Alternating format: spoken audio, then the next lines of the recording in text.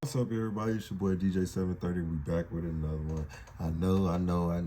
And you know how my weekends go. I ain't gotta say it. But we're gonna speed this up just like this. So today, we already did the Larry Bird.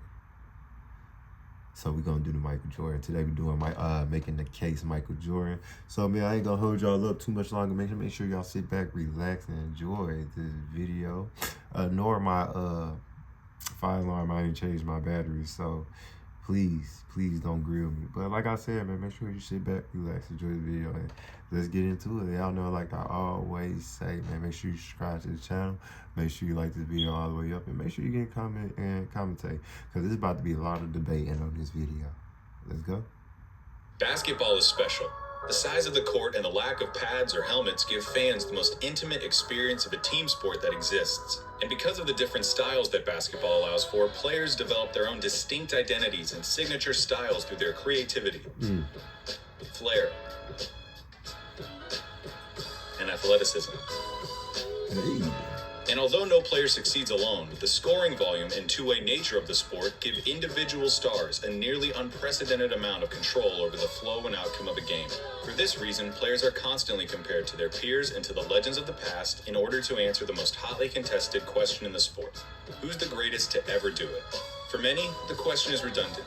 They believe in only one right answer, their answer. Others might have their own personal stance, but acknowledge one or two alternatives. Yeah. But I believe that there's much more nuance to the question of greatness and more answers to it than you might think. By my count, there are 8 players in NBA history that have a substantial claim as the GOAT. It's a subjective thing, though. I can't. Do y'all like the 8, the number 8? I feel like 10 should have been set, but I like 8 too, because it make it real tough. I like 8. All right, let's go. Do y'all like 8? Put it in the comment. Give you a definitive answer. All I can do is make the argument. So today, I'll be making the case for Michael Jordan as the greatest basketball player of all time. What number is he though on the list? I need to know what number he is on the list. If you saying there's 8, what number is he on that list? Or do it matter? It gotta matter. Especially when it get to the top 3 or the top 5, you know, some crazy shit like that. All right.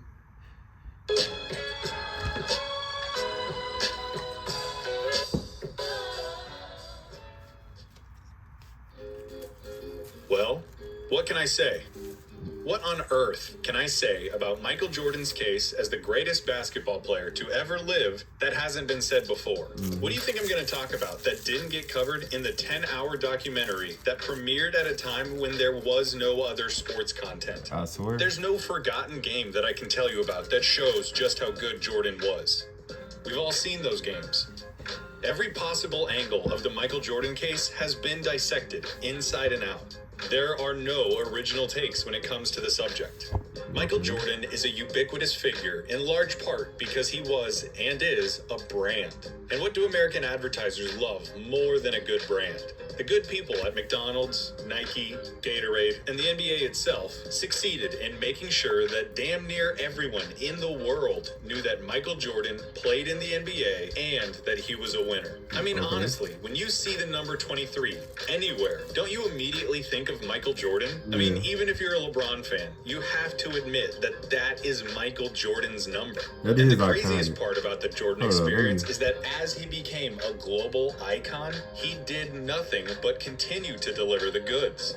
I ain't gonna lie, that 23 is iconic as fuck. Like, before I even knew what basketball was, I used to see motherfuckers with the Jordan jersey, with the 23. Then just in general, he ain't lying. I like that argument.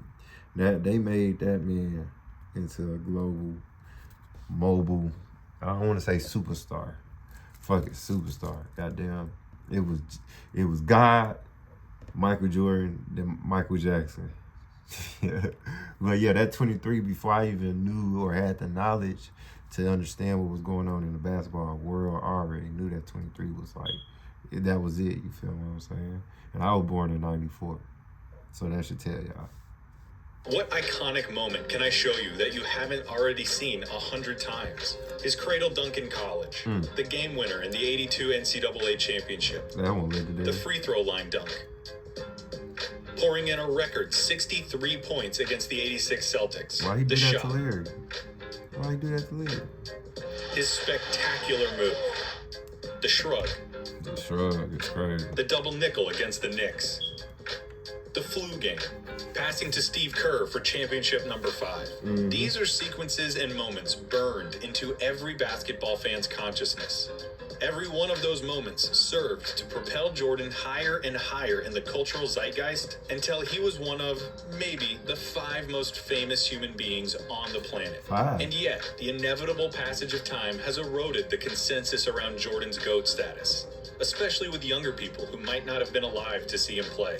That's not to say that there aren't young people who don't see him as the GOAT, but it's not as airtight as it once was. Now, I'd hate to speculate on behalf of an entire generation of basketball fans, but here I go anyway. I was 516 days old when Michael Jordan won his last championship. I can't remember much about it. And I think that people who didn't live through Jordan's prime are a little tired of hearing how great he was. No, we not. Of course, people want to be alive to see greatness. They want to be able to say, I saw the best ever. Now, I don't think that makes it right, but it's part of the explanation. The other part is that Jordan's celebrity seems to cloud everything he did. At times, it feels almost like propaganda. How many times have you seen this? Some basketball account on Twitter or somewhere on the internet celebrates the anniversary of something that, say, Wilt Chamberlain did. And in the comments, somebody says something like, Wilt Chamberlain, the most dominant player I ever saw. And then someone comes back unfailingly and says, in all caps, did you never see Michael Jordan play? Yeah. It's not just that you have to acknowledge Jordan as the GOAT. It's that you cannot talk about the merits of anyone else's case. The internet would have you believe that Michael Jordan won every game he played and made every shot he took. And that kind of talk breeds resentment from people who want to appreciate other players' accomplishments. Because he wasn't perfect. He didn't win every game. He didn't make every shot. And you can have a debate about who the greatest of all time is. Clayton, what the heck, dude? I thought this was supposed to be a video about why he is the GOAT. It is. All of that is just to say that that's how this is going to go. I'm not going to try to convince you that he was perfect. Because if you can separate the legend and the basketball player, it's more than enough.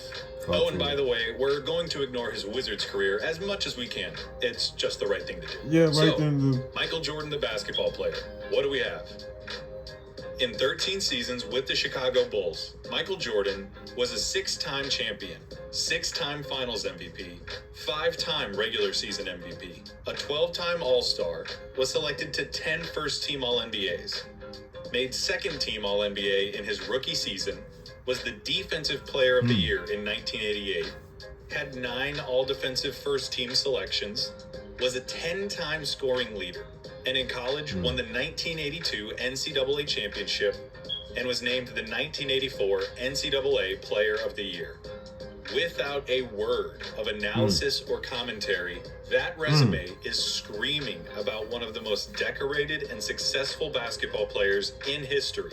Jordan's case is related to Kareem Abdul-Jabbar's in that you can pick from just about any criteria you want to, and you'll find enough evidence to support his reputation. First and foremost, Jordan might well be the greatest scorer in basketball history.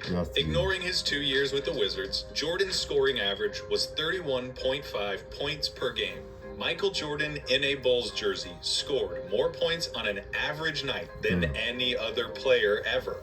Including his Wizards tenure, he averaged 30.12 points per game, still the highest of any player ever, beating out Wilt Chamberlain by a few decimal places. The style of Jordan's play was only matched by the substance of his game. Every ounce of athleticism that brought comparisons to Dr. J was matched by footwork that could only be seen in players like Hakeem Olajuwon. His acrobatic layups are underscored by his unerring technique and diligence that make him a case study in fundamentals. At his peak, he tortured guards in the post, eluded big men with his electric first step, developed into the best mid-range scorer of all time, and ran Phil Jackson's triangle for all it was worth. He had nearly every offensive facet of the game in his toolbox, and he pulled out that toolbox every night. He has the highest usage rate of all time, scoring in volume on a nightly basis. But he also pushes advanced metrics and efficiency stats to their breaking points. He has the highest player efficiency ranking ever, the highest offensive box plus minus ever, the 5th most win shares, the most win shares per 48 minutes, an outstanding true shooting percentage, and so on. It is unfathomable to me that Jordan combined such unprecedented volume with such pristine efficiency. His opponents were allowed little reprieve on the other end of the floor, as Jordan quickly developed into one of the league's premier defenders. In 1988, Jordan led the league in scoring with 35 points a game, won the MVP, and was named Defensive Player of the Year after leading the league in steals. Jordan defended opponents like a shark smelling blood. He forced bad passes, contested shots, left passing lanes, all while talking enough trash to sell a pay-per-view fight. There might not have ever been a more nightmarish matchup on both ends of the floor. He could go into games, tell his own team to stay out of the way, dunk on his defender, and then put that guy in a straitjacket the second he crossed half court. And yet, despite the ungodly amount of energy that he must have expended every night, Jordan was one of the most durable and consistent players of his generation. Aside from his injury-shortened 86 season and his mid-season comeback in 95, Jordan never missed more than 4 games in a single season. In 8 of his Chicago seasons, he played all 82 games. The objective of a basketball game is to score more points than your opponent, right?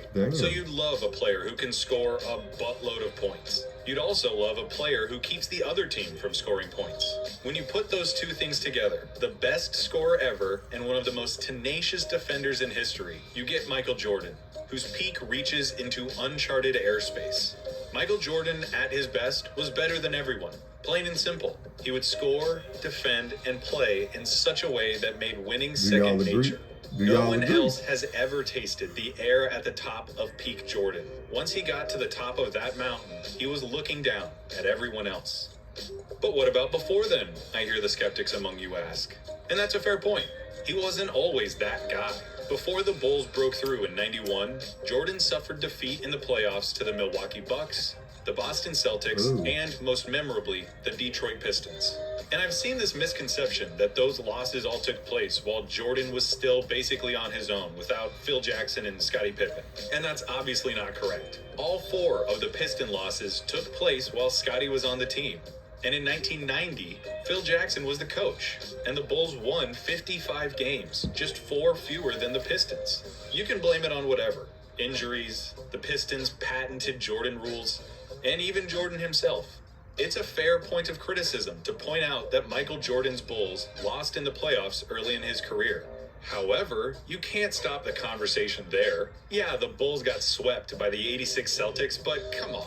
That team is pretty universally regarded as Bird's best team, and one of the best teams of all time after they went on to win the title. The fact that Jordan hung 63 on them, a record that still stands, is outstanding. The 87 Celtics also made the finals. So did the 88 Pistons, and the 89 Pistons, and the 1990 Pistons. Of Jordan's 6 pre-title playoff losses, 5 of them made the NBA Finals, and 3 of them ended up winning the whole thing. They're losses, nonetheless. But it wasn't like he was being beat by the Washington Generals. He was losing and sharpening his teeth against the best. Hey, Clayton, you petty. Do y'all know who the Washington Generals is? Have y'all ever seen the Harlem Globetrotters? That's who they be playing. He petty. That was funny. That was good. That was a good one. That was a good one. For whatever it's worth. And it's worth something. Speaking of Phil and Scottie, another point of contention with Jordan's claim to the throne is the fact that he played for the most decorated coach in basketball and with the best sidekick in sports, along with a team that did their jobs to a T and bought into the team. As for Scottie, there are some people out there who would have you believe that Scottie Pippen was nothing more than a glorified role player. They'll say he didn't have the game to carry a team to a title, and he didn't have the aptitude to spend too much time in the spotlight. They'd have you believe that Scottie Pippen was nothing without Michael Jordan. And that's ridiculous. You can disagree with me, but for my money, Scottie Pippen is the best perimeter defender imaginable. He combined size with uncanny court vision a la Bird and LeBron, knew exactly when to pick his spots and when to defer, and brought a component of selflessness and fraternity to the Bulls that might not have existed otherwise. He was approachable and likable, the counterbalance to Jordan's unyielding intensity. Most importantly, Scottie accepted and flourished in his role. The amount of credit that he he deserves and does not get is unfortunate. Same with other players like Horace Grant and Tony Kukoc. Right. Michael Jordan didn't win those championships alone, and those guys all deserve more recognition. When it comes to Phil Jackson, it's been fascinating to revisit Jordan's approach to the game and see how it changed under Jackson. Guys like Mike, Kobe, and Wilt all approached basketball in a similar way, in that they felt that the best chance their team had to win was for them to have the ball in their hands as much as possible. These days, we'd call what they did iso ball or hero ball. Isolate against the defender, tell everyone to get out of the way, and beat your man one-on-one. Watching Mike's early years, it sticks out, painfully at times. Shooting over triple teams, refusing to give the ball up, even if a teammate had an open look. Kobe patterned his game after Jordan, and you can see the same tendencies. Wilt was, of course, a prolific scorer and record setter in his own right, and did so in a manner that gained him the reputation of being selfish. But with Jackson's philosophical influences, the triangle offense, and a stellar supporting cast, Jordan learned to dial those tendencies back and perfect his game, resulting in one of the most dominant stretches any athlete has ever had in their sport. Of course, he still had the stuff to go and win his one-on-one battles, but he walked the line as well as anyone ever has. Kobe did the same thing. He won 3 championships with Shaq at the beginning of the decade of the aughts and finished the decade with back-to-back championships. Now, who was Kobe's coach during those championship years? Philly Who was it that helped him tailor his game to a more team-friendly approach so as to unlock the group's championship potential? Oh yeah, it was Phil Jackson.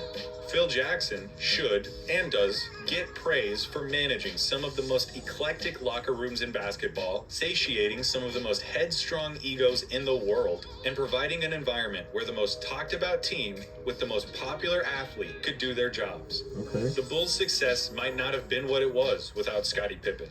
It might not have happened without Phil Jackson and Horace Grant and Tony Kukoc and Steve Kerr and Bill Cartwright and all of those guys. Basketball is a team game after all. But it's our fault that they might not get talked about as much as they should. We are the people who talk about these kinds of things and create the dialogue that takes place about them. That doesn't somehow discredit what Jordan did for those teams or nullify what he contributed. Yeah, Scottie was a perfect sidekick. Yes, Phil Jackson was a masterful coach. Those things can still be true, and Michael Jordan can still be the greatest of all time. Scottie accepted his role on the team. He accepted that he was going to be the second guy. Jordan still had to go out there and do his job as the guy. He still had to set the tone of every practice and every game. He had to put the ball in the hole, share responsibilities guarding the other team's best player, take over when games started slipping out of hand, and at the end of the game, take the last shot. It doesn't work unless Mike does what everyone expects him to, which is to be the best player in the world. As for Phil, yes, it is true that he tempered Michael's worst impulses. He helped sand off the rough edges and align the team. But Mike still had to accept that coaching. He had to adapt his game and do the work. Plus, isn't it a coach's job to coach? Why is it a knock on Jordan that his coach was good at his job? Michael Jordan doesn't deserve all of the credit for their success. But he does deserve the lion's share of credit because he shouldered the lion's share of responsibility of such an incredible team. How incredible of a team were they? Well, the 1996 Chicago Bulls finished the regular season 72-10. That's more wins than anyone had ever won, and a record that most people thought would never be broken. And not only were they such a prolific regular season team, but they capped off that season with a championship to deliver the most successful season that any NBA team has ever had. Which brings us to another common Jordan barb. The fact that the NBA was, at the time, looking to capitalize on its enormous popularity and expand into more media markets. From 1988 to 1995, the league saw 6 new teams enter the league, and with each new team, the talent pool of the league got a little more diluted and a little more diluted. As far as I'm concerned, this is a perfectly valid point to bring up when discussing whether or not 72 wins validates the 1996 Bulls as the best basketball team of all time. I don't think it disqualifies them, in the same way that I don't think that just taking 72 wins at face value automatically puts them at the top. But True. when people try to say that Michael Jordan played in a weak era or didn't face tough competition, it makes me want to pull my teeth out with pliers. We know who Jordan was losing to, so who is he beating once his reign began? John Starks, Charles Oakley, and Patrick Ewing on the New York Knicks, the Bad Boy Pistons, Magic Johnson, Clyde Drexler, Dominique Wilkins, Charles Barkley, Alonzo Mourning, Larry Johnson, Tim Hardaway, Shaquille O'Neal, Penny Hardaway, Gary Payton, Sean Kemp, Chris Webber, John Stockton, Karl Malone, and Reggie Miller. Basically every relevant basketball player from the 1990s beside David Robinson and Hakeem Olajuwon. And no, I don't care to count up how many All-NBA opponents the Bulls saw versus someone else, or how many All-Star teammates Jordan had versus other players, or any of that. Because one, the players on that list all passed the smell test of a competitive era with flying colors. Two, I don't care about that stuff. And three, because, like I have said and will continue to say, everybody has advantages. Everybody.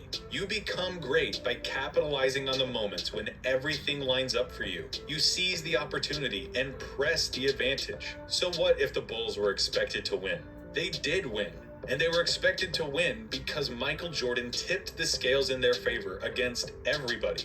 And as a final objection, people who are looking to dethrone Jordan will tell you that he was an asshole to his teammates, that he alienated those who he didn't deem worthy or tough enough to play alongside him, and he refused to respect or trust them. And that is a fact. He was an asshole. He punched multiple teammates in the face, belittled his peers for mishandling passes, and spoke to his teammates in a way that would not fly in 2020. It's a fact that feels especially stark when you take into account the impact that more reserved and compassionate leaders like Tim Duncan and Bill Russell had on their teams. It is possible to win in the NBA without being a jerk, but it's also possible to win while being a jerk. And remember, Jordan wasn't lashing out for no reason. He wasn't walking into the gym just looking for an ego boost and to demean someone while he took the day off. He wanted his teammates to work as hard as he did. He had to make them understand that the Bulls could not be playing games because they wanted to win. They had to play as if they needed to win, because psychologically, Jordan did. Take Tim Duncan and compare him to Michael Jordan. You never hear about Tim Duncan really tearing into some dude in front of the whole team at practice. You never hear about Mike not taking the opportunity to chew out a teammate that could have done something better. They are polar opposites when it comes to how they led, but they were both leaders. And both of their styles worked. In the same way that not everybody could play for the Spurs, not everybody could play for the Bulls. If you couldn't handle the team first, no one is above the group approach that the Spurs culture built, you weren't playing with Tim Duncan. And if you couldn't handle getting called out, being pushed past your stress point, and playing without fear, you were not playing with Michael Jordan. They both shared a common vision of basketball perfection. They set a high standard and expected everyone around them to work as hard as they did at achieving that standard. If you didn't, you were out. So yeah, Michael wasn't nice. Not everyone could get along with him. If he had spent his years in the league making a villain out of himself and making enemies out of everyone else, toiling away in the postseason without ever breaking through, that would be one thing. But what he did worked. It produced results.